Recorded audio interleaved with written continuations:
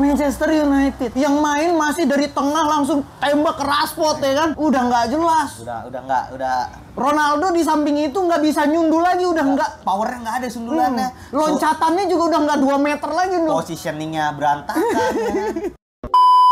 MU berharap Eriksen jadi jantung permainan. Dia aja nggak bisa ngurus jantungnya sendiri ya kan. Dia aja jantung permainan, jantungnya aja ngurusin dulu. Valverde turun untuk bertahan, tapi bukan turun untuk jembatanin bola ke depan. Gue ngerasa itu cuma cross yang bisa, bukan cuma di Real Madrid. Mungkin seantero Eropa nih, mungkin hitung jari lah pemain yang bisa. Cross, De Bruyne. De Bruyne juga enggak. Kalau lu perhatiin setiap duel udara sama Haaland pasti pemain bukan Fulham ini kita hampir semua ketika nggak ada yang jagain ya. Dia nggak ikut lompat loh. Jadi Haaland loncat, dia sengaja naruh badannya biar keseimbangan Haaland jatuh, bukannya malah adu yang heading gitu. Gue tuh sampai nggak ada diingatan gue tuh sama Manchester United. Di otak gue Manchester ya adalah City. Manchester ya biru kan. Iya, gue tuh nggak ada loh di pikiran gue tuh Manchester merah tuh nggak ada. Cuy, ini udah sama nih. Hah? Sama.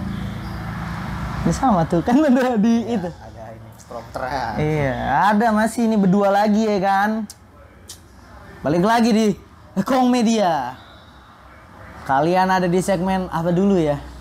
Ada banyak nih karena partai yang kepecah-pecah. Jadi obral dulu ya. Obral dulu aja benar. Jadi kalian ada di segmen obral. Obrolan bola anak rental.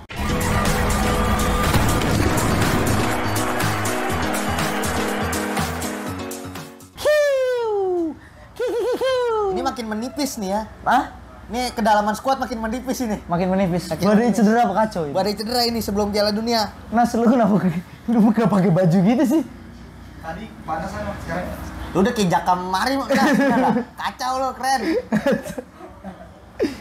Makin menipis ini badai cedera. Kenapa masih berdua doang? Asap itu dia lagi, kalau dia itu bukan cedera loh, lagi pemulihan cedera. Lagi pemulihan dia. Dia lagi nge-gym sekarang. Ya. Di Selfit kan, berhubung di Selfit jauh. Oh, di Selfit dia sekarang. Selfit ini Margo ya kan. Jadi jauh. Biasanya kan di sini nih Mampang deket, harusnya deket. Tegaya dia sekarang. Tegaya. Ke bawah pergaulan. Keguru zaman. Aduh, udah di Selfit aja Alsap sama Danis, sama bos Danis deh. Yang penting tuh alatnya. Sama tekad tuh. Itu nomor 1 tekad. Kalau lu nggak punya salah, yang penting alatnya, yang penting orangnya. Yang penting orangnya. Apa aja. Iya, yang penting iya. Itu dia. Kenapa makanya kan si Maca nih, aduh. Kayaknya beberapa minggu ini dia absen loh. Ini Maca fisiknya nih rentan banget nih, nggak cocok dia main di liga padat kayak gini. Dia nggak bisa nih. Nggak bisa nih. Cedera terus. Dia harus main di Liga Indonesia yang kalau ada tragedi dibur. Ya. Ini sampai nggak tahu nih sampai kapan. Lu kenapa gini? Takutnya ada yang marah. Kita mah minta maaf aja, bukan berarti salah kan? Bukan berarti minta maaf kan karena tanda kedewasaan. Iya. Kalau kata tarung derajat tuh, aduh, gue dulu pernah ikut tarung derajat tapi lupa. Gue takut salah. Ya janganlah. Nggak usah. Saya ngeri ya kalau salah ya tarung derajat. Kami ramah, bukan berarti kami lemah. Kami ramah bukan berarti. Aduh, lupa, maaf. Udahlah, nggak usah diterusin lah. Kalau orang tarung derajat kami ramah bukan berarti kami takut. Kami tunduk bukan berarti kami takluk. Nah, itu emang bener tuh. Orang kalem-kalem kok orang tarung derajat tuh. Iya, kalem-kalem. Yang bener ya. Yang bener ya. Ada temen gue, Rido. Ini intermezzo sedikit. Jadi dia kan anak tarung derajat, tapi tarung derajat dia tuh udah segini. Fighter. Jadi diajakin ribut waktu itu sama temen gue. Sama Jakam lah nih. Iya, lagu-laguan lah. Si Rido temen gue nih nggak mau, udah sopan banget. Gue nggak mau. Akhirnya dia ditarik ke kamar mandi. Yang ngajakin berantem dihajar sama dia. Makanya orang pendiam itu bukan berarti dia lemah. Lu pendiam dia kalau diinjek-injek juga pasti berontak kan bro. Nggak mungkin. Jangan main dah. Gue makanya kalau di jalan tuh kadang suka kayak makin orang-orang yang anteng gitu ya, makin justru kalau orang-orang yang di jalan tuh makin kayak wah, gue malah kayak anjir lu, juga orang yang baik gitu, maksudnya yang anteng gitu macet ya, nikmatin gitu malah ngeri ya? Iya, kayak ngerinya bawa pistol dia, aparat kan. Nah itu ngerinya. Apalagi ngerinya nyalain strobo ya kan. Waduh salah deh gua ya kan, ngetok-ketok kan. Oke, Indo. Ini karena kita diobral nih kali ini ya. Ada partai-partai, 2 partai sebenarnya diobral ini. 3 deh. Nanti gue mau bahas. Ya, bahas dikit lah. Liga-liga luar selain Liga Inggris. Jadi gue mau bahas soal ini pertama dulu nih ya. Kemenangan dari Manchester City lawan Fulham. Menurut lu gimana, Do? Jalannya pertandingan gimana menurut lu? Kalau ini Haaland dicadangin, diistirahatin. Iya. Haaland diistirahatin nih. Julian Alvarez yang main. Kalau secara formasi City masih dengan formasi biasa dia. Oh, tapi kan Haaland ngejebolin. Kan dari cadangan masuk. Iya, masuknya dari cadangan memang. Makanya itu nggak full kayak kemarin. Kalau dia main dari awal, City kayaknya udah menang. Gede kayaknya ya. Iya. Ini City formasi masih sama dengan nyawanya De Bruyne, Gundogan di tengah ya kan. Secara overall sih, gue ngeliat si Fulham, gue ngerasa Fulham kayak ngincer seri aja. Ya klub yang ngincer seri. Ya karena lawannya City gitu ya. Dia udah tahu tuh ya. Dia udah tahu kayak secara kualitas kayaknya agak berat lah kalau untuk menang. Tapi mental kayak gitu kan gue bilang balik lagi mental kayak gitu nggak boleh sebenarnya. Cuma dia berusaha realistis nih. Gue ngerti Fulham kayak ya gue nunggu serangan balik. Ya agak berat lah kalau lawan City. Karena 90 menit City mendominasi pertandingan. Emang bener-bener ya seandainya Fulham nyerang itu karena City kasihkan nyerang. Lu bayangin dia bisa ninggalin 1 orang doang di belakang, yang lainnya tuh maju gitu. Udah lupa defense. Dan kecolongan di situ City tuh akhirnya ya. City akhirnya kecolongan di situ dengan sebelumnya si kombinasi Gundogan Alvarez itu. Iya, itu cantik banget. Cantik banget. Itu cantik banget. Gundogannya brilian gitu yang ngasih umpannya bisa umpan di antara 2 kaki. Iya. Finishing Alvareznya juga. Jadi menurut gua Alvarez tuh ngebuktiin di sini kalau sebagai pelapis Haaland dia juga masih bisa loh. Bisa cetak gol karena Alvarez udah beberapa pertandingan selalu cetak gol gitu dan golnya nggak sedikit juga. Kenapa golnya mungkin masih kehitung karena dia memang dia kan cadangan gitu. Memang dia pelapis kan nggak bisa tiap pekan. Iya, kalau dia tiap pekan mungkin golnya bisa lebih banyak ya, walaupun nggak akan sebanyak Haaland sih gue yakin sih, karena kalau ya dihitung Haaland setiap pertandingan aja bisa ngejebolin berapa gitu. Iya, rata-rata gol dia paling tinggi lah musim ini di seluruh liga kan. Ya dari game kemarin aja bisa dilihat kan Alvarez nggak segitunya. Ya, dia bisa cetak gol tapi dia nggak bisa jadi pemain kunci yang jadi pesta gol gitu. Iya, yang bikin City jadi turning point City buat menang gitu ketika lagi. Jadi gue ngeliat ketika 1-0 tuh pemain Fulham berusaha tapi ya berusaha serangan balik aja gitu, dan City kasihkan nyerang dapat 1 sama, semangat Fulham kepantik tuh di situ. Nah, gue naik pinternya Pep adalah Pep udah ngeliat nih si Fulham udah mulai ngelawan nih, udah mulai berani keluar segala macam, dimasukin lah Haaland sama dia buat shock terapi aja sebenarnya. Dan ketika Haaland masuk penyerangan lebih tajam lah, penyerangan lebih tajam. Bukti Haaland cetak gol walaupun offside, tapi menurut gue ini ketika Haaland cetak gol bukan masalah offside atau enggak ya, karena offside tipis juga kan. Pemain Fulham gak diangkat tangan juga. Karena dan dia pikir gol anjing kelewatan nih si Haaland. VAR nggak gol tapi mental Fulham kan drop lagi tuh.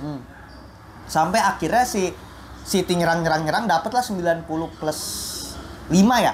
90+5 kayak orang penalti. Bilang, ya tim sekelas City menangnya cuma 2-1 lewat penalti segala macam. Udah di ujung tanduk lagi gitu. Menurut gua keberuntungan dia dapat penalti itu kan ya karena kerja kerasnya dia di itu kan. 90 menit dia kerja keras, dan kan gua bilang ketika lu bermain bagus hasil tuh nggak akan bohong gitu. Dan ya City berusaha menang, berusaha ngambil 3 poin, dan gini mungkin ya kayak statement di luar kayak ya keberuntungan ada kan ketika kesempatan bertemu dengan kemampuan gitu, dan City punya kemampuan bisa diasah, dan kemampuan pemain individual City nggak usah diragukan. Kesempatan City berusaha ciptakan gitu, bukannya pun kalau De Bruyne nggak dilanggar di saat itu mungkin dia bisa nyucuk ke dalam dan cetak gol, nggak ada yang tahu gitu, karena memang City layak menang menurut gua. Dan ya penalti itu bonus dari kesempatan yang mereka ciptakan, bonus dari kerja keras, dan dari segi permainan juga udah kelihatan ya gitu. memang layak menang gitu. Dan De Bruyne dilanggar, Haaland penalti, ya orang bilang golnya penalti, ya kalau penalti ditendang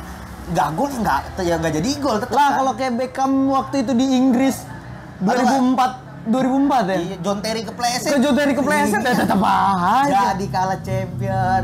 Kenapa fans MU? Ayo masa lalu, kalian suka masa lalu ya. Cerita masa lalu. Jadi menurut lo emang City sebenarnya layak menang ya, Do? City sangat layak menang. Tapi gue apresiasi Fulham yang mencoba untuk keluar gitu. Salahnya ketika 1-1, kenapa lu nggak ada inisiatif untuk menyerang lagi, malah bertahan, buang ke depan malah bertahan. Ya itulah ngincer seri. Iya, maksud gue tim yang ngincer seri yang gue balik lagi, tim yang ngincer seri nggak layak menang sama sekali buat gue. Walaupun dia realistis tapi padahal mungkin secara permainan nggak kalah ya, Do. Kalau dia mau ngembangin ya, dia berani. Ketika dia mentalnya naik 1-1 tuh, dia ngelawan terus. Ini kan dia ngelawan sempet lah 5-7-8 menit. Tapi habis itu City yang ngelawan lagi, dianya udah kalah ngedrop dia. Kalau kalah misalnya mental. Iya, kalau misalnya si City si Fulham yang terus ngelawan tuh kita nggak ada yang tahu. Maksud gua, kalau lu mau realistis lu jangan main bola. Lapangan sepak bola menurut gua adalah tempat di mana keajaiban bisa terjadi kan. Mau gimana pun juga lu siapapun lawan lu, apapun yang terjadi, tapi namanya keajaiban di sepak bola itu gue percaya karena kita udah menikmati ratusan bahkan ribuan kali keajaiban nih ya.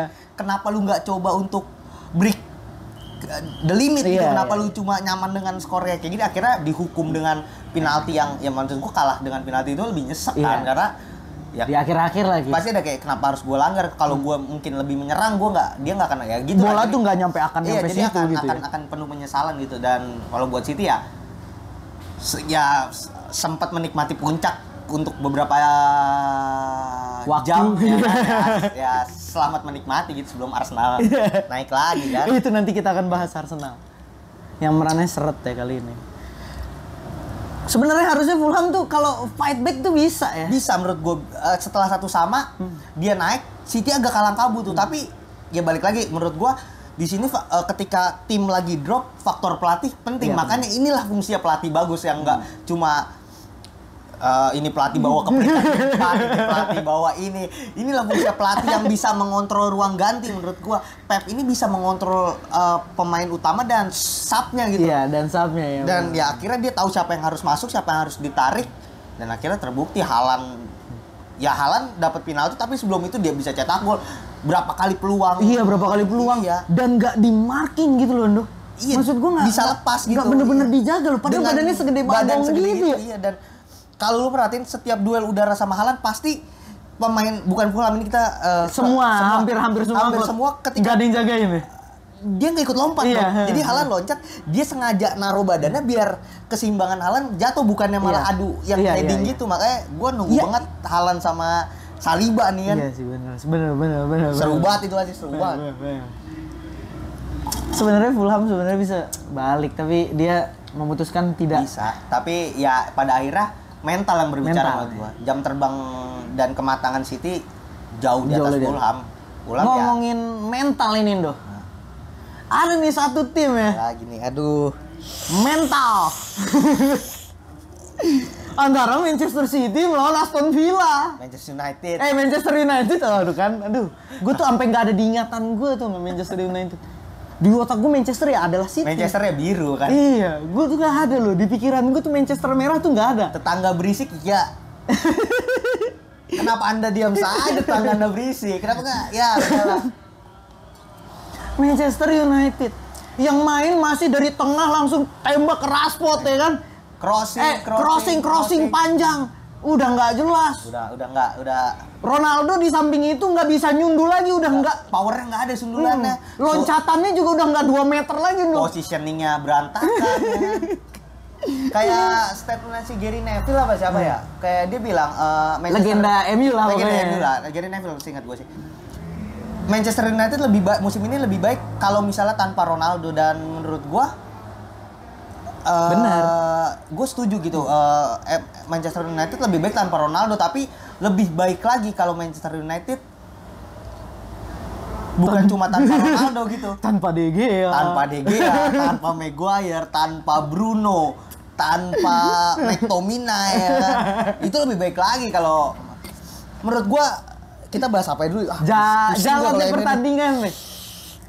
pertandingan dulu. Aston Villa dengan Unai Emery pelatih baru nih. Pelatih baru nih. Dengan statement dia yang agak besar kepala ya kan. Ngecengin Arsenal. Anda lupa Arsenal peringkat berapa musim ini. Anda tidak bisa membawa Arsenal sampai puncak sepanjang karir di Arsenal.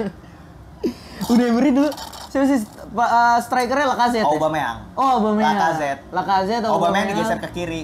Oh, Aubameyang digeser ke kiri. Lacazette depannya. Ya, Ozil. Ya. Bukayo Saka udah ada. Iya, Bukayo Saka udah ada. Itu wonder gitu. Anak ajaib itu. Sekarang kan udah jadi superstar. Dulu kan masih rising star. Masih rising star kalau dulu. Masih digadang-gadang, kalau sekarang udah terbukti lah. Gimana menurut lu jalannya pertandingan ini tuh? MU diacak-acak ya kalau menurut gue ya. Ngejar pantat tuh ya. Abis MU. Enggak, untuk mungkin secara positioning nggak beda jauh gitu ya.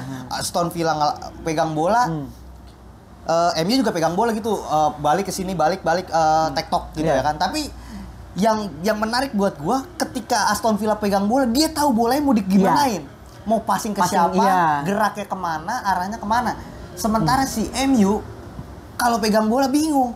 Nah, nih sekarang ini misalnya Garnacho pegang bola, dia udah lari nih, tempo dinaikin sama dia. Nah pemain lainnya tuh nggak naiknya tuh lambat, jadi otomatis temponya turun. Nah maksud gua koordinasi MU tuh masih nggak tahu nih kapan dia harus naikin tempo, kapan harus dia nurunin tempo gitu. Jadi kayak masih misal satu mau naikin tempo, nah yang lain tuh gue ngerasa kayak yang lain tuh belum terkoneksi gitu kayak ayo kita main cepet semuanya cepat gitu ya kan. Ini malah udah turun sabar dulu. Sama gitu kayak Chelsea kalah kemarin. Nah ya itu Chelsea kalau Chelsea jelas nggak punya playmaking, tipikalnya box to box, tapi itu kita bahas lah nanti ya kan. Nah si MU ini pemain tengahnya gak punya pemain yang tipikal playmaking. Oke, ada Eriksen, tapi Eriksen menurut gua dia bisa ngatur tempo, tapi dia nggak bisa nguasain lapangan tengah. Udah bukan Eriksen yang kita kenal. Setelah orang udah sakit jantung, udah. Iya, udah ngapain sih? Maksud gua masih disuruh main gitu. Jadi tumpuan itu. Iya, aneh ya. Ya Allah, Eriksen udah gara serangan jantung, sembuh suruh main lagi, goblok gimana? Dia berharap MU berharap Eriksen jadi jantung permainan. Dia aja nggak bisa ngurus jantungnya sendiri ya kan. Dia aja jantung bermain, jantungnya aja ngurusin dulu. Nah Bruno kemarin nggak main, tapi kalau kita bahas sedikit Bruno ini tipikal gelandang yang nggak bisa ngebawa permainan. Kalau menurut gua Bruno ini tipikal gelandang yang egonya tinggi. Dia gelandang tapi dia tipikalnya free roam yang bisa jadi muncul dari second line untuk cetak gol. Bruno tuh bukan yang bisa ngelit kayak Toni Kroos, kayak De Bruyne. Pegang nih bola, ngatur permainan kayak gitu. Kita mau main cepet, tempo kita mau di mana. Nah, MU tuh pemainnya masih belum, mungkin punya pemain yang bisa kayak gitu. Tapi belum terkoneksi gitu. Sementara Aston Villa dengan sentuhan, ya harus diakui Unai Emery pelatih cukup bagus menurut gua. Secara taktik. Tapi dia nggak bisa. Ya banyak faktor lah, pelatih kan kita udah sering bahas, ada masalah ruang ganti, ada masalah pemilihan pemain, emosional, mental. Tapi untuk secara taktikal, mungkin karena semangat baru juga gitu ya, si Aston Villa menggebu, kita pelatih baru, kita punya harapan baru. Kemarin Aston Villa tuh menurut gue bener-bener main bagus. Iya. Bagus banget. Passing pendek, terarah, terukur, tahu pola kemana. Gol-golnya tuh benar. Set up gitu kayak emang dirancang. Dan kredit poin buat Buendia ya. Si playmakernya Aston Villa tuh Buendia menurut gua kemarin lagi bagus banget, cerdas banget maksud gua ya. Gua udah lama kangen sama sosok tradisional playmaker gitu kayak dan Buendia nih orang Argentina yang memang dasarnya munculin pemain-pemain dengan playmaking gitu, punya Messi lah, punya Dybala, walaupun Messi bukan asli playmaking ya, tapi maksud gue dengan pemain-pemain stylish, dan Buendia tuh stylish tapi gayanya tuh tradisional sepak bola gitu, jadi mainnya kayak pendek, panjang, dan dia bisa memvariasikan di saat dia dibutuhkan gitu. Itu dia cerdas gitu, pemain penuh variasi gitu, benar variasi tuh menurut gue Buendia, kalimat yang cocok sama Buendia tuh variatif. Kemarin. Kemarin tuh cocok banget, dan dari gol-golnya akhirnya MU dihukum. Sangat dihukum 3-1 dan kecuali gini, golnya MU kecuali setup ya. Menurut gua entah dari crossing, entah dari through pass apa gimana. Golnya MU cuma kemelut, bola ditendang keras kena gol, menurut gua ya. Gol jatuh dari langit. Itu bola muntah ya kan? Iya, beruntungnya gede, faktor lucknya gede. Ya walaupun gol tetap gol, tapi ya kita harus akuin itu beruntung gitu. Bola mantul ya kan? Kalau nggak mantul tuh juga nggak tahu tuh kemana. Iya, kalau nggak kena ya ngampul aja udah itu bola pasti. Itu kalau secara permainan menurut gua Aston Villa lebih layak menang dan akhirnya terbukti menang jauh lebih unggul. Yang bikin ini tuh MU tuh mau digimanain lagi gitu maksud gua mau ngapain lagi? Menurut gua MU harus belanja minimal 3 pemain sih di Januari untuk merubah cara bermainnya. Pertama ini kita ngawang-ngawang aja ya. Menurut gua Anthony tetap di kanan. Dia masih layak diberi kesempatan. Lu baru 4-5 game dia masih adaptasi. Tapi gue percaya Anthony pemain bagus karena gue ngikutin dia dari Ajax tuh, gue ngikutin. Debut pertamanya waktu lawan Arsenal ya? Iya, main bagus kan. Walaupun bagus konotasi cetak gol. Tapi untuk debut oke lah. Walaupun kalau secara 90 menit nggak kelihatan. Tapi ya namanya pemain baru berapa match layak diberi kesempatan lah. Kanan tuh Anthony menurut gue. Nah, menurut gue tengah nih Ronaldo nih udah menurut gue tipikal yang bisa dimasukin menit 75. Kalau buntu gitu kayak super sub lah, udah bukan yang bisa jadi tumpuan cetak gol. Yang dari awal lu harus main buat nyetak gol enggak gitu. Udah bukan menurut gua udah. Ya kita lihat lah dari maupun ya Ronaldo gitu, tapi ya kita harus sadar juga ini Liga Inggris gitu. Mungkin kalau di Italia, di Prancis dia bisa gitu. Tapi kalau di Inggris masalah speed, masalah eksplosivitas itu kan Ronaldo udah taktik udah habis gitu ya. Dan gue di tengah nih ada Rashford sama Martial gitu, dan menurut gua Martial layak diberi kesempatan Martial untuk di tengah. Nah, di kiri ini MU harus beli pemain baru nih menurut gua. Rashford kan pernah bisa ditaruh kiri kan? Egonya tinggi banget. Egonya tinggi. Rashford tuh di kiri tapi dia nggak sadar ketika dia ditaruh di sayap, tugas dia adalah pelayan untuk si striker cetak gol kan. Dan Rashford ini malah Ronaldonya harus cetak gol, Rashfordnya juga harus maunya harus cetak gol. Jadi kalau lu perhatiin kombinasi Rashford sama Ronaldo tuh hampir nggak ada. Sementara Sancho harusnya di kiri ada Sancho kan. Menurut gua udah final 11 yang bagus banget nih maksud gua. Iya iyalah pemain MU tuh bintang semua. Sementara kenapa gua harus datengin pemain di kiri yang tapi yang bisa jadi striker, karena menurut gua ketika ada yang flop nih antara Anthony, Martial sama Sancho nih pemain baru. Nah, pemain baru ini bisa jadi si Ronaldo sama Rashford nanti baru nih biarin dia free roll dengan egonya gitu. Karena udah nggak kekontrol nih, dua orang ini udah nggak kekontrol, udah marah ya kan. Rashford marah, Ronaldo marah, Bruno marah. Ini tim MU itu pernah dihukum gara-gara tim kebanyakan protes, didenda sama FA karena kebanyakan protes satu. Iya, maksud gue ya dikit-dikit kontak dikit, iya kontak dikit marah, iya lu nggak usah main bola kalau nggak mau. Itu maksud gua main bulu tangkis ya, nggak ada kontaknya. Terus tapi kredit poin buat Aston Villa, menurut gua satu-satunya pemain yang main bagus kemarin lawan Aston Villa cuma Casemiro terupas-terupasnya, potong-potong bolanya bagus banget. Cuma ya terupasnya bagus nih ya, kalau di depannya kagak ada ya kalau seperempat lapangan nggak jelas kombinasinya ya buat apa gitu. Iya, nggak Casemiro main bagus banget kemarin tuh. Nyetopin bolanya menurut lu dia berapa? Kalau nggak ada Casemiro menurut gua bisa lebih karena dia kan, lu bayangin, jadi bola misalnya dari tengah ke depan mau dioper. Nah, dia tuh bisa motong bola di tengah-tengah yang menurut gua zaman sekarang tuh udah jarang pemain. Dulu ada mungkin ada De Rossi, ada Gattuso ya kan, ada ya kita you name it lah, banyak nama-nama gitu. Pirlo yang motong-motong bola. Pirlo muda ya sebelum jadi playmaker ya. Iya, sebelum jadi pelayan benar-benar dengan umpan-umpannya. Dulu kan masih kerja keras gitu ya kan, ada Cambiaso gitu yang kita emang fighting spiritnya tuh gila gitu. Sekarang kan kehitung jari pemain-pemain dan Casemiro tuh menurut gue mempertahankan pemain-pemain yang harus dipertahankan. Jadi menurut gue pun MU lagi jelek, Casemiro tetap layak dipanggil timnas Brazil. Dan pola permainan juga udah nggak kayak begitu lagi Ndo. Ya udah taktik passing pendek. Beradaptasi. Iya, udah nggak seperti itu lagi permainan bola di dunia ini ya. Dunia ya. Gue tapi Casemiro itu menurut gue spesial lah kalau dia. Ya nggak usah diragukan lah. 4 Champions League gitu ya kan, 4 Champions League ya lu nggak bisa, ibaratnya lu nggak bisa nganggep remeh gitu loh. Walaupun di klub yang remeh, walaupun dia main bagus, kalau 10 main jelek kan ya bisa gitu. Sepak bola permainan tim, tapi kredit poin. Makanya MU gue bilang harus beli gelandang buat satu ngidupin permainan. Nah, satu tuh gelandang yang emang cerdas gitu. Dan nggak tahu ya kalau Ten Hag denger nih, Ten Hag gue kasih saran antara Sergej Milinkovic-Savicnya Lazio atau enggak Hosem Aouar-nya Lyon. Itu menurut gue cocok banget di MU. Menurut kalau pemain Arsenal boleh dibeli nggak sama MU? Kalau ya mana mau tim peringkat 1 ke Le. Kan ada siapa di tengahnya tuh? Martinelli. Saka. Partey. Odegaard. Partey. Vieira. Si itu juga. Smith Rowe. Iya. Terus ada El Neni. Iya. Kalau nggak ya kalau mau mah silakan. Silakan kalau mau mah. Tuh. Tapi ya ini balik lagi, gue nggak tahu sekarang kok gue jadi suka sama Arsenal ya, maksud gue anjing.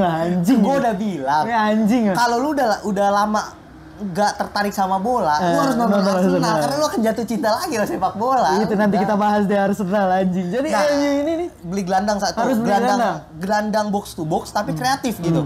Jangan playmaking lu udah ada Bruno, ada Eriksen. Eriksen kan ditarik mundur kan dari sentral kan. Terus gue yang beneran box to box tapi kreatif gitu buat lu.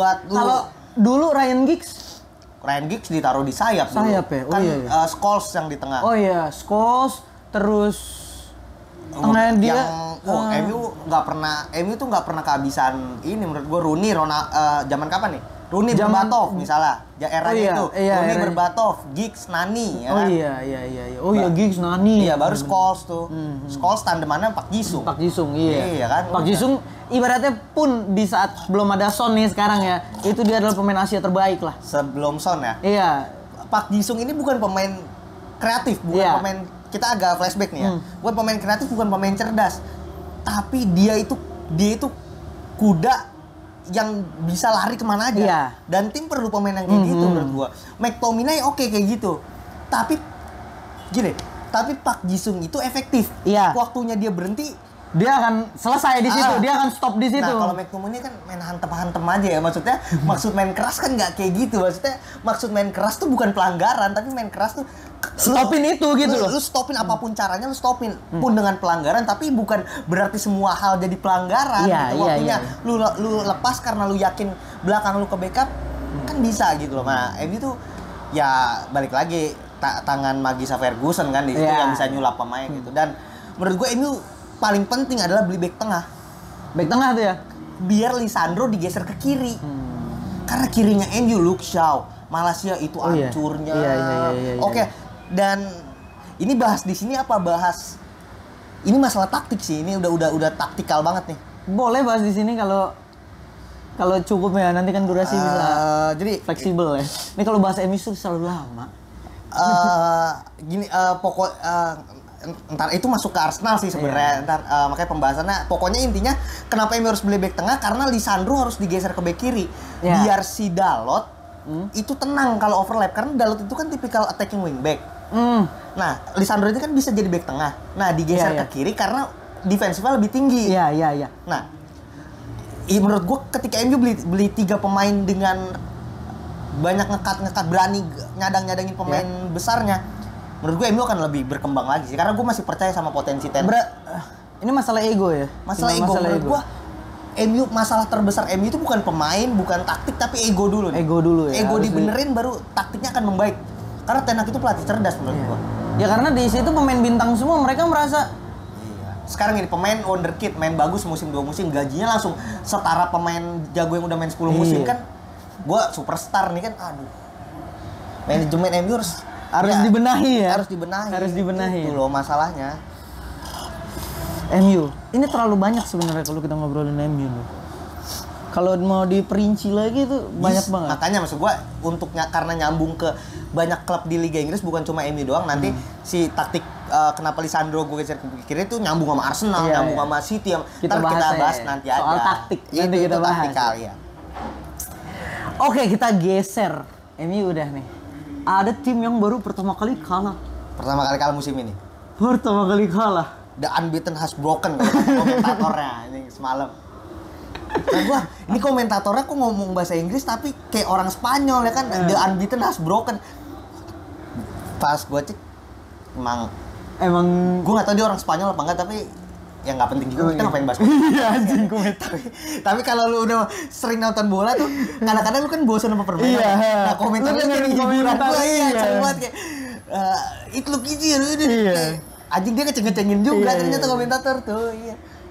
Kita ngomongin tim yang belum tersentuh, dia kemarin kalah nih. Apa yang salah? Apa yang salah? Real Madrid ya kalah ya 3-2. Kalah. Apa yang salah? Menurut gua orang bilang Real Madrid itu nyawanya sekarang ada di Benzema sama di Modric. Iya.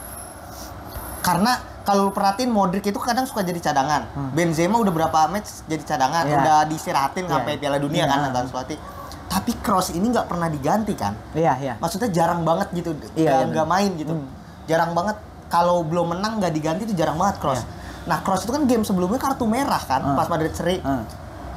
Mainlah tanpa Kroos. Menurut gue ini bukan pertama kali, ada beberapa kali, tapi yang lainnya tuh bukan match yang kalau lu kalah, lu nggak peringkat 1 lagi. Ini kan krusial nih. Kroos nggak main. Itu Madrid lini tengahnya Modric, Tchouaméni, Valverde itu ancur-ancuran banget. Bolong banget. Valverde ini kan tipikal yang eksplosif. Modric ini tipikal gelandang yang menyerang. Attackingnya lebih tinggi daripada defensifnya kan. Tchouaméni lebih defensif. Defensif, iya. Gelandang kayak jangkar kan. Iya. Nah, berarti iniannya Casemiro. Iya, ganti Casemiro dia perannya sama, cuma lebih stylish aja dia. Lebih anak muda lagi mainnya lebih gocek-gocek segala macam. Dan yang di luar ini kita di luar Rayo Vallecano-nya kerja keras, mau menang, ngotot, nggak bertahan keluar 90 menit ya itu kredit poin buat Rayo Vallecano. Tapi menurut gue ngotot-ngotot Rayo Vallecano kalau ini Real Madrid yang kita kenal nggak mungkin kalah. Harusnya. Tapi kenapa kalah menurut gue? Karena lu bayangin Modric semalam itu rekor salah passingnya paling tinggi daripada laga-laga sebelumnya. Daripada biasanya ya. Paling tinggi, salah passingnya paling tinggi, sentuhannya paling tinggi. Valverde biasanya jadi pembeda nggak kelihatan. Vinicius nggak kelihatan. Ya itu balik lagi yang lu bilang, Valverde ini kadang bagus. Iya, angin-anginan. Karena angin-anginan. Gini, sebenarnya kan orang bilang ya emang pemainnya lagi out of perform. Vinicius nggak kelihatan, Eder Militao juga, Carvajal main jelek banget. Carvajal tuh jelek, worst of the match lah. Carvajal tuh pokoknya semalam tuh dia yang bikin penalti segala macem.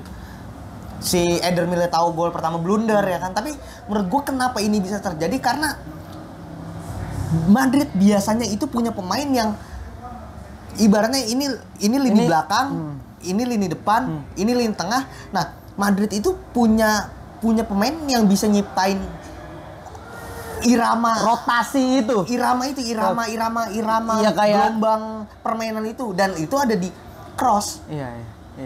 Gue agak setuju sama Coach Justin sebenarnya. Ketika Madrid Madrid kenapa belum bisa survive sama pemain mudanya, karena memang terbukti pun dia punya Modric, kehilangan Kroos. Kan gini, biasanya Kroos tanpa Modric kan. Nah, ketika Kroos tanpa Modric itu permainan berkurang. Kroos nggak sebebas biasanya, tapi main masih jalan. Madrid masih mendominasi, masih Madrid yang kita kenal. Ketika Modric tanpa Kroos ini yang baru berasa. Karena Modric itu fokusnya menyerang, Valverde eksplosif ke depan gitu. Tapi kan sesekali Valverde turun tuh. Valverde turun tapi nggak bisa. Gini, Valverde turun untuk bertahan tapi bukan turun untuk jembatanin bola ke depan. Itu cuma, gua ngerasa itu cuma Kroos yang bisa. Bukan cuma di Real Madrid. Mungkin seantero Eropa nih, mungkin hitung jari lah pemain yang bisa. Kroos, De Bruyne. De Bruyne juga enggak. De Bruyne beruntung dia punya lini belakangnya solid. Gundogan di belakang dia ada Gundogan sama Rodri kan yang ya kita tahu lah kualitas tuh orang-orang itu, ada Bernardo juga kan.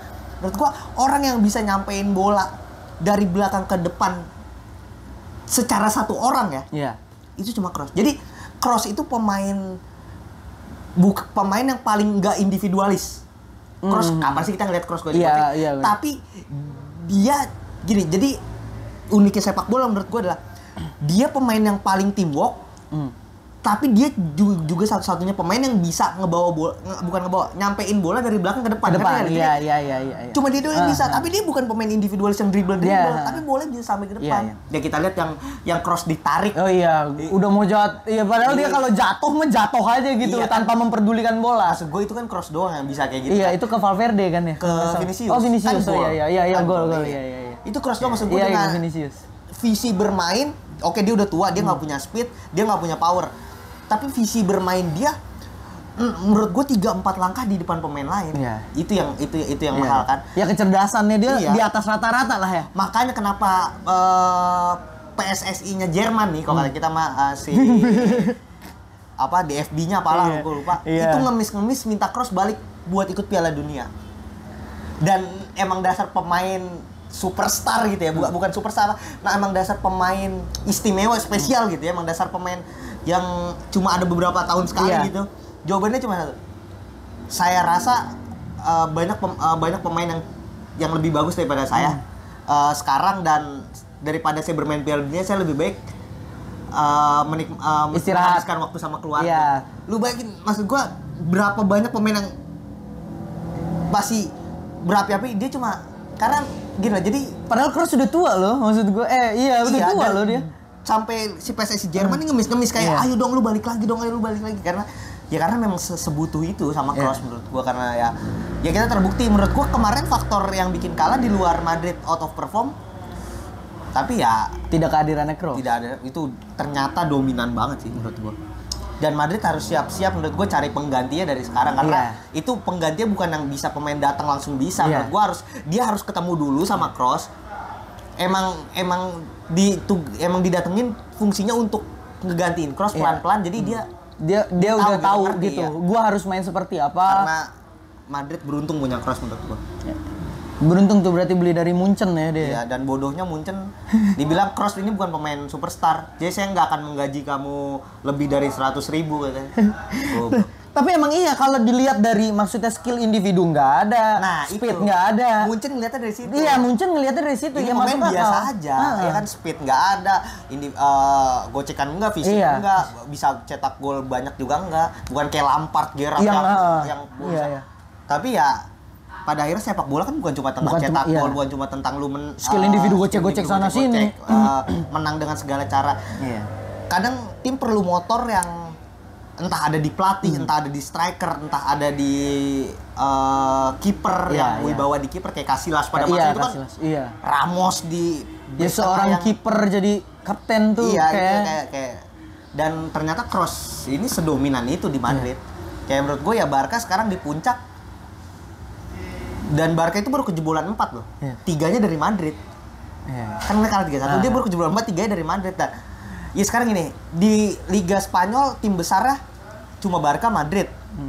Atletico kadang-kadang ya kan. Dan Barca cuma kalah sama Madrid gitu menurut gua. Jadi kan, tapi kalau lawan tim kecil 4-0, gol gila-gilaan. Maksud gua kok bukannya ya untuk fans Barca mungkin ada yang nggak setuju, tapi menurut gua ya Madrid kalah kali ini, tapi untuk juara tapi masih pantesan Madrid gitu ya. Kayaknya sih Madrid masih juara ya untuk musim ini. Secara kualitas, secara ini ya, walaupun secara permainan ya. Akhirnya kelihatan tanpa Kroos Madrid pincang gitu. Tuh, dengerin tuh. Kalau mau tim-tim lawan cederain Kroos dah. Karena itu magic banget. Itu magic banget sih. Gila, anjing yang umpan itu aja, yang mau jatuh aja ditarik-tarik, gila masih Maksud bisa. gua nggak, kalau di yang overall yang segi 5 di PS nggak ada yang set itu, nggak ada, udah stabil aja ya kan. Iya anjingnya. Tapi semuanya dikuasain Tapi gitu. semuanya dikuasain. Kontrolnya cantik banget. Passingnya oke, tertinggi di dunia gila. ya kan. Walaupun speednya nggak kenceng-kenceng amat. Ya tapi kalau lu nggak punya speed, lu keser gini, Kroos ini raja tua yang udah nggak punya kekuatan, udah nggak punya kecepatan buat berperang. Dia punya otak tapi dia punya otak yang bisa ngendalin kuda-kuda kayak Vinicius, kuda-kuda kayak Rodrigo, dipecut sama dia biar liar. Biar bisa cetak gol, biar bisa beringas. Iya, biar bisa beringas gitu loh. Fungsinya Kroos tuh di situ. Tetep lah lini tengah Madrid itu ya Kroos menurut gua. Belum ada yang bisa gantiin. Belum ada. Bukannya nggak ada, tapi agak susah juga sih. Mungkin calon-calon terkuat menurut gua, calon-calon kuat ya yang ngegantiin Kroos tuh Bellingham. Bellinghamnya Dortmund, walaupun gaya main Bellingham itu lebih kayak Modric kalau menurut gua. Lebih banyak nyerangnya, lebih eksplosif, tapi kan masih muda gitu. Kroos juga mungkin lebih eksplosif kan pas di Munchen dulu. Bellingham, terus si gelandangnya siapa? Gelandangnya AC Milan tuh. Nah, aduh gua nggak nonton Liga Italia. ada Siapa tuh? anjing Ismail Benacer kalau nggak salah. Ya itu walaupun lebih agak power ya, tapi Iya. gue ngeliat nih pemain cerdas juga lah. Maksud gue ya agak oke lah sih itu. Tapi ya kayaknya sih Bellingham sih calon paling kuat sih. Paling Ya kuat, ada lah beberapa nama yang kayak Ismail Benacer, terus si Barella Inter Milan. Tapi Berarti gini loh, bisa gua simpulkan bahwa kenyamanannya Tchouaméni pun juga itu tergantung dari Kroos ya. kenyamanan seluruh tim. Seluruh tim. Karena bola dari back itu ke cross. Bola dari cross itu ke penyerang. Iya, iya. Bola dari penyerang itu ke cross dan bola dari cross itu ke back. Ke back, iya. Jadi selalu lewat cross. Bola itu selalu lewat cross dan ketika cross nggak ada, ternyata Pemain-pemain muda ini juga belum sematang itu gitu ya. Iya, dan Modric ternyata sekelas Modric Ballon d'Or nggak bisa ambil peran itu. Iya. Karena ketika ada cross Modric bebas nyerang. Iya. Modric itu unggul di variasi menyerang kan, bukan di kontrol permainan. Ya kayak yang waktu siapa sih lawan Barca ya? Udah di ujung sono kejepit aja masih bisa ngoper yang di ujung Iya. samping gawang tuh. Yang gol sama kayak efek ya. Iya, yang pakai efek. Iya, benar yang pakai efek. Karena tadi kok Modric kita nggak usah ragu Iya. kan. Cuma untuk itu bisa terjadi kan bola harus sampai ke depan. Iya, Dan iya. Itu tugas cross. Cross, iya. Orang nggak ngelihat itu dan ketika nggak ada baru. Ya sama kerasa. kayak Liverpool. Sama kayak Liverpool. Kehilangan Mane, dia baru tahu tuh Dia baru tahu ternyata ya Salah bisa cetak gol karena Mane bisa Mane keluar. iya benar. Baru ngeh mereka gitu.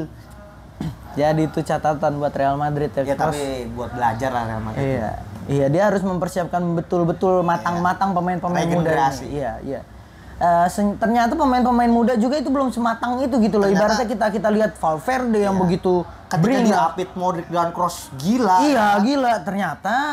Ternyata tetap bantuan Tetap dari iya. jam terbang nggak bisa bohong. Iya, jam terbang emang nggak bisa bohong. Iya benar sih. Juara Gua dunia setuju. itu bukan main-main itu. Iya, gue setuju itu loh.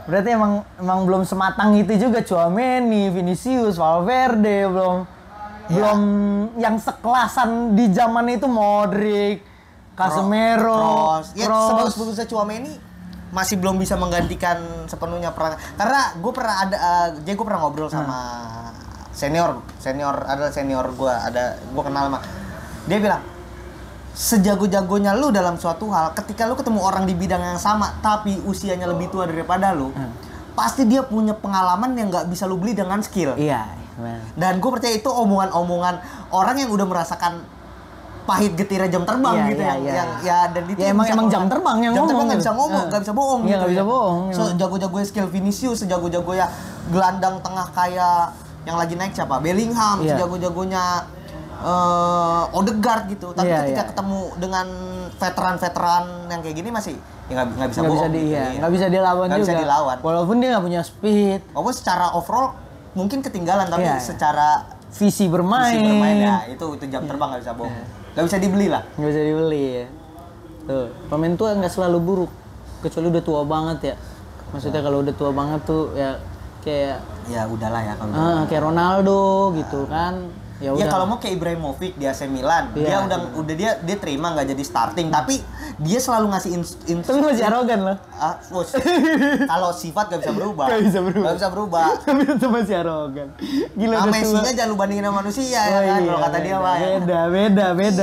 Beda. Attitude Ibrahimovic tuh superstar banget. Iya, menurut gua. superstar. Superstar banget. Dia Tapi tuh- itu nggak hilang gitu loh, Nuh.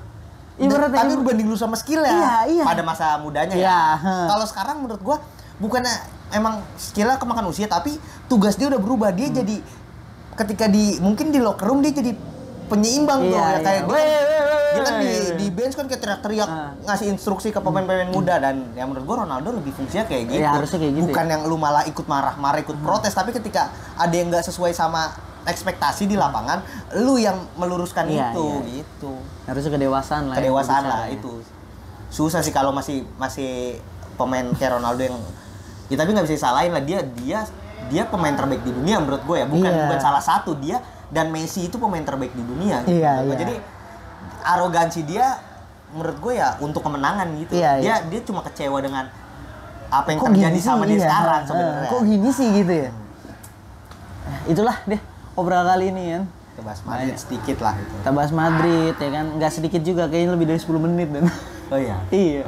Soalnya kalah kan. Kalah. Jadi kalau menang mah nggak usah dibahas, Madrid udah pasti menang gitu. Kalau menang ya wajar, kalau kalah itu loh yang seru nih. Apa nih yang Iya. bikin kalah? Nah, Rayo Vallecano loh. Iya. Tapi Rayo Vallecano bagus banget. Bagus ya, bagus banget. Di luar main Smackdown ya. Gila itu. Gila main Smackdown itu. Tapi ya toh dia bisa menang dan golnya bagus. Ya kan ada wasit gitu loh maksud gua. Iya. Nah, ya kan semua yang ngatur wasit. Iya, kalau selama jadi kalau wasit nggak kartu merah ya oke berarti gitu. Ya jadi segitu aja itu ada notif apa itu nantilah gua bahas telepon kayaknya sih tapi ntar dulu ya.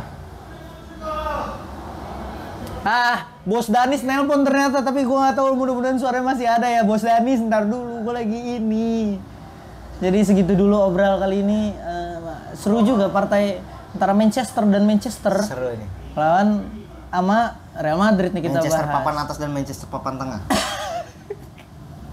Iya anjing Manchester kalah. Aduh. Ya oke, jadi segitu dulu deh. Obral kali ini. Jangan lupa nonton ada Kutu Pasar ini. Iya. Ini abis ini ada Kutu Pasar. Ini yang seru. Ini ada. Abis ini ada Kutu Pasar ya kan. Kau nanya lagi, Bang. Namanya Kutu Pasar kupas tuntas. Kita kupas tuntas. Tuntas habis sini. Tuntas habis. Karena gue lagi berhubung suka Arsenal, jadi gue bakal bahas Arsenal. Panjang, lebar. Walaupun kemarin lagi seret golnya, tapi mainnya bagus. Lu menang 100-0 sama lu menang 1-0, just 3 point. Tuh kan anjing. Tapi 3 point nggak bisa bawa lu ke pucuk lagi. Itu yang penting. Itu karena bedanya selisih 2 anjing. Tiap Manchester City main 2 udah pasti naik deh anjing. Seru banget tuh, seru banget. Jadi segitu dulu gua Boti terakhir dan Nando. Kita cabut. Bye bye.